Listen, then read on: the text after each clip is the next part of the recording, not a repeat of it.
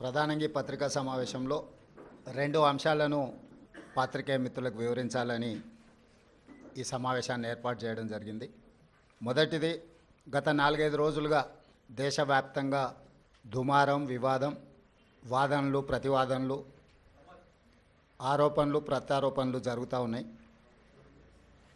దానికి Gautam Adani group of companies కేంద్ర బిందువుగా ఈ చర్చలు కొనసాగుతున్నాయి. ఈ చర్చల సందర్భంగా అప్పుడప్పుడు, ముఖ్యంగా మొన్న మహారాష్ట్ర ఎన్నికల సందర్భంగా పాత్రికేయ మిత్రులు శ్రీ రాహుల్ గాంధీ గారి పత్రికా సమావేశంలో అదానీ గారి నుండి తెలంగాణ రాష్ట్ర ప్రభుత్వం, ఆ రాష్ట్ర ముఖ్యమంత్రి రేవంత్ రెడ్డి గారు నిధులను స్వీకరించిండ్రు కదా, కాంగ్రెస్ పార్టీ ఏ విధంగా అదానీ గారి తప్పులను ప్రశ్నిస్తారు అని చెప్పి పాత్రికేయ మిత్రులు ప్రస్తావించడం జరిగింది. పాత్రికేయ మిత్రులకు చాలా సందర్భాలలో నేను వివరణ ఇచ్చిన, రాహుల్ గాంధీ గారు కూడా విస్పష్టంగా ఒక అంశాన్ని ప్రస్తావించారు. చట్టబద్ధంగా, రాజ్యాంగబద్ధంగా రాష్ట్ర ప్రభుత్వాలు కానీ కేంద్ర ప్రభుత్వాలు కానీ ఏదైనా అంశంలో టెండర్లు పిలిచినా, ఏదైనా అంశంలో పెట్టుబడులు పెట్టడానికి అవకాశాలు కల్పించినా అందరికీ సమానమైన అవకాశాలు, అందరూ పోటీ పడే విధంగా నిబంధనలను తయారు చేసి నిబంధనల మేరకు టెండర్లను నిర్వహించి అందులో ఎవరు ఆ టెండర్లలో రాణిస్తే వాళ్లకు కాంట్రాక్ట్లు ఇవ్వడం కానీ, లేదా ఏదైనా పనులను కేటాయించడం కానీ, ఏదైనా విషయాలతో అదానీనే కాదు, అంబానీ కావచ్చు, టాటా కావచ్చు, బిర్లా కావచ్చు, ఈ దేశంలో ఉండే ఏ సంస్థలకైనా రాజ్యాంగబద్ధమైన రక్షణ ఉంటుంది, వాళ్ళు పెట్టుబడులు పెట్టడానికి అవకాశం ఉంటుందని రాహుల్ గాంధీ గారు వివరించడం జరిగింది. అయినా జర్నలిస్టులు కావచ్చు, రాజకీయ పార్టీలు కావచ్చు, పదే పదే తెలంగాణ రాష్ట్ర ప్రభుత్వానికి ప్రతిష్టాత్మకంగా తెలంగాణ రాష్ట్ర ప్రభుత్వం భావించి ప్రారంభించిన యంగ్ ఇండియా స్కిల్స్ యూనివర్సిటీకి కార్పస్ ఫండ్ కింద రాష్ట్ర ప్రభుత్వం నిధుల స్వీకరణ కోసం చేస్తున్న ప్రయత్నంలో భాగంగా చాలా సంస్థలు ముందుకొచ్చి రాష్ట్ర ప్రభుత్వం ప్రారంభించిన ప్రతిష్టాత్మకమైన యంగ్ ఇండియా స్కిల్స్ యూనివర్సిటీకి నిధులను ఇవ్వడం జరిగింది. దాంట్లో భాగంగానే అదానీ సంస్థ కూడా 100 కోట్ల రూపాయలను కార్పొరేట్ సోషల్ రెస్పాన్సిబిలిటీ కింద తెలంగాణ రాష్ట్ర ప్రభుత్వం ప్రారంభించిన యంగ్ ఇండియా స్కిల్స్ యూనివర్సిటీకి ఇస్తాము అని చెప్పి ఆమోద లేఖ ఇవ్వడం జరిగింది. ఈ అంశాన్ని ప్రస్తావించడం ద్వారా అదేదో అదానీ గ్రూప్ తెలంగాణ రాష్ట్ర ప్రభుత్వానికో ముఖ్యమంత్రి గారికో అప్పనంగా 100 కోట్ల రూపాయలు ఇచ్చినట్టుగా అనవసరమైన చర్చలకు, రాద్ధాంతానికి తావిస్తున్నది. వాస్తవంగా ఇన్కమ్ ట్యాక్స్ క్లియరెన్స్ లేకపోవడం వల్ల ఇన్కమ్ ట్యాక్స్ నుంచి మినహాయింపు తీసుకోవడానికి రాష్ట్ర ప్రభుత్వం చేస్తున్న ప్రయత్నము నిన్న మొన్ననే 80B కింద రాష్ట్ర ప్రభుత్వానికి యంగ్ ఇండియా స్కిల్స్ యూనివర్సిటీకి అనుమతి ఇవ్వడం జరిగింది.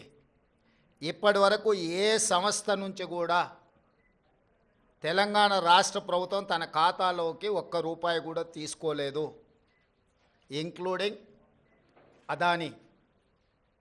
అయితే అనవసరమైన చర్చలలో తెలంగాణ ప్రతిష్ట కానీ, వ్యక్తిగతంగా నా గురించి చర్చ జరగడం, మా మంత్రివర్గ సహచరులకు నాకు ఎలాంటి సుతారము ఇష్టం లేదు. అందుకే స్పష్టంగా నిన్ననే రాష్ట్ర ప్రభుత్వం తరఫున అదానీ గ్రూప్ ఆఫ్ కంపెనీస్కి మా అధికారి జయేష్ రంజన్ ద్వారా లేఖ రాయడం జరిగింది.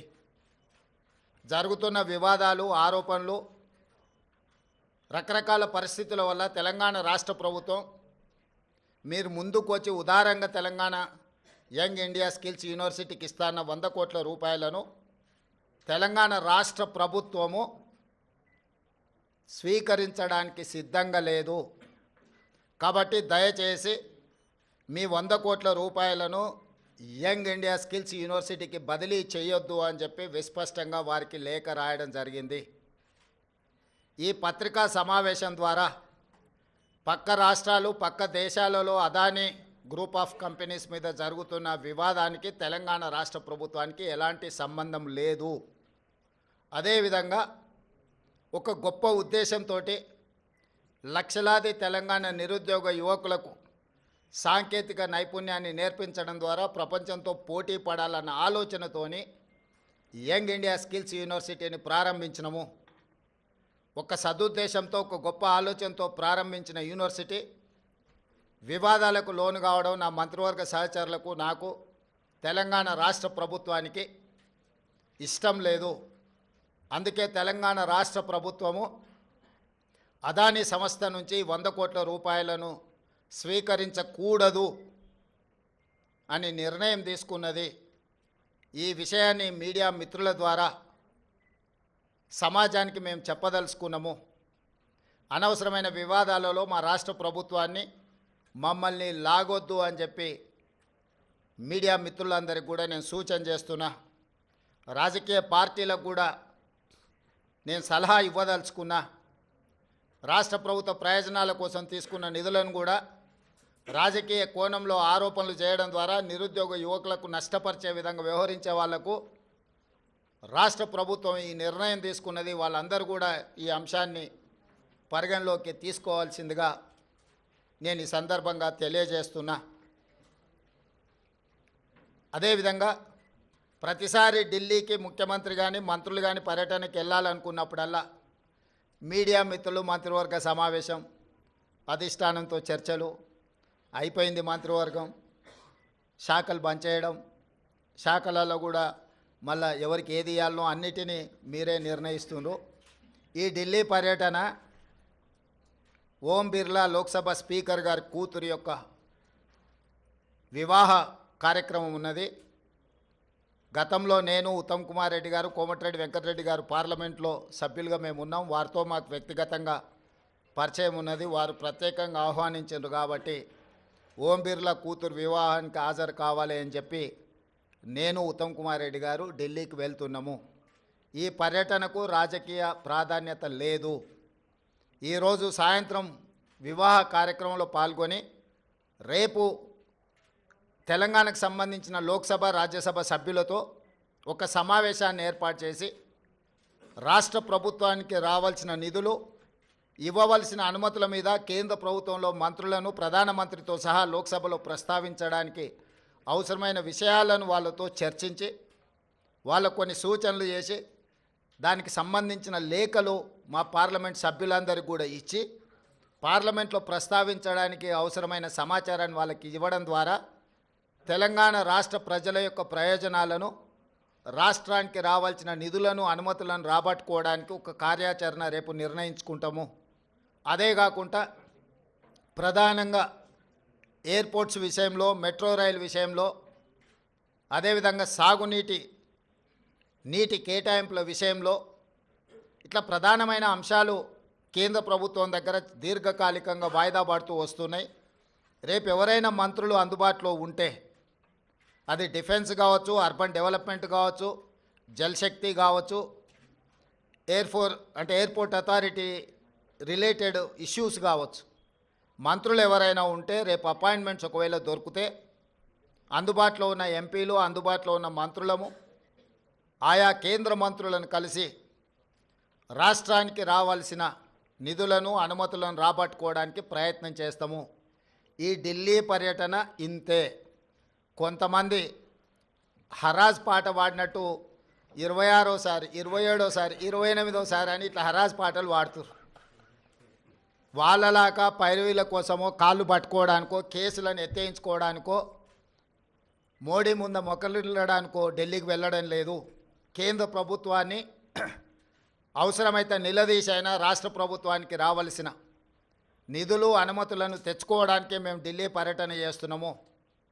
ఎవరి కాల్లో పట్టుకోవడానికో, కేసుల నుంచి తప్పించుకోవడానికో, గవర్నర్ నుంచి అనుమతి ఇవ్వకుండా ఆపుకోవడానికో మా ప్రయత్నం కాదు. వాళ్ళకి నేను సూచన చేస్తున్నా, మీరు 10 సంవత్సరాలు నిర్లక్ష్యం చేయడం వల్ల రాష్ట్రానికి తీరని అన్యాయం జరిగింది.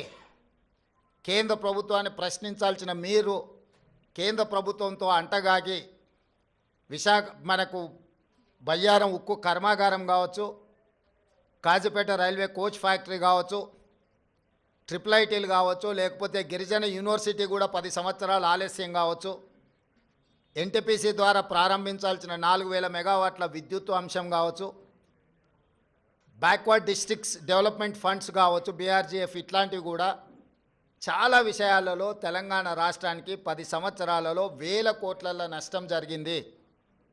అది మన హక్కు, ఎవరి దయనో కాదు. మన హక్కుల కోసం మనం ఢిల్లీలో పర్యటించాలి, కేంద్ర ప్రభుత్వాన్ని కలవాలి, కేంద్ర ప్రభుత్వం నుంచి నిధులు తెచ్చుకోవాలి. ఇది భారతీయ జనతా పార్టీ ట్రెజరీ నుంచి ఇవ్వడం లేదు, కేంద్ర ప్రభుత్వ ట్రెజరీ నుంచి ఇవ్వాల్సి ఉంది. ఇది ఫెడరల్ స్ట్రక్చర్ ఉన్న ప్రభుత్వము, యూనియన్ ఆఫ్ స్టేట్స్. వివిధ రాష్ట్రాలతో కూడుకున్న కేంద్ర ప్రభుత్వం వివిధ రాష్ట్రాలకు ఇవ్వాల్సిన నిధులను ఖచ్చితంగా ఇవ్వాల్సిందే. రాజకీయ పక్షపాత వైఖరితోనే నిర్లక్ష్యం వహించినా లేకపోతే అన్యాయం చేసినా ప్రస్తావించడానికి పర్యటన చేయాలి. మన అంశాలను వాళ్ళ దృష్టికి తీసుకెళ్లకుండా రాష్ట్రానికి నిధులు వస్తాయనో అనుమతులు వస్తాయనో ఫామ్ హౌస్లో పండుకుంటే రాష్ట్ర ప్రజలకు ప్రయోజనం ఉండదు. అందుకే ఎన్నిసార్లైనా వెళ్తాము ఢిల్లీకి, తప్పకుండా ఢిల్లీ నుంచి రాబట్టుకోవాల్సిన నిధులను అన్నిటినీ రాబట్టుకుంటాము. అప్పుడే తెలంగాణ రాష్ట్రం అభివృద్ధి జరుగుతుంది, తెలంగాణ రాష్ట్ర హక్కులను మనం కాపాడిన వాళ్ళం అవుతాము. మీ కడుపు మంట మాకు తెలుసు, మీ దుఃఖము మాకు తెలుసు. మీ కడుపు మంట కోసమో మీ దుఃఖం కోసమో మీరు పెడుతున్న కాకి గోలను మేము పట్టించుకోము. మీలాంటి వాళ్ళను అలా అరుస్తుంటే మాకు ఒక రకంగా ఉత్సాహం వస్తుంది. ఎందుకు అని అంటే మీ బాధ మీ దుఃఖం చూస్తుంటే మా కార్యకర్తలు సంతోషపడతారు. 10 సంవత్సరాలు మా కార్యకర్తల్ని వేధించుక తిని అక్రమ కేసులు పెట్టి ఈరోజు మీరు పడుతున్న క్షోభను చూస్తే, తెలంగాణ రాష్ట్రం అభివృద్ధి ఎక్కడ జరుగుతుందో అని అడ్డం పడేదాన్ని చూస్తే అప్పుడప్పుడు కోపం కూడా వస్తుంది. కానీ ఇవన్నిటిని ప్రదర్శించాల్సిన సమయం కాదు. ఏకాగ్రతతో కార్యదీక్షతతో తెలంగాణ రాష్ట్రాన్ని అభివృద్ధి పదం వైపు నడిపించే బాధ్యత తెలంగాణ ప్రజలు మాకు ఇచ్చిండ్రు. ఆ దిశగా మేము ముందుకు వెళ్తామని చెప్పి తెలియజేస్తున్నాం.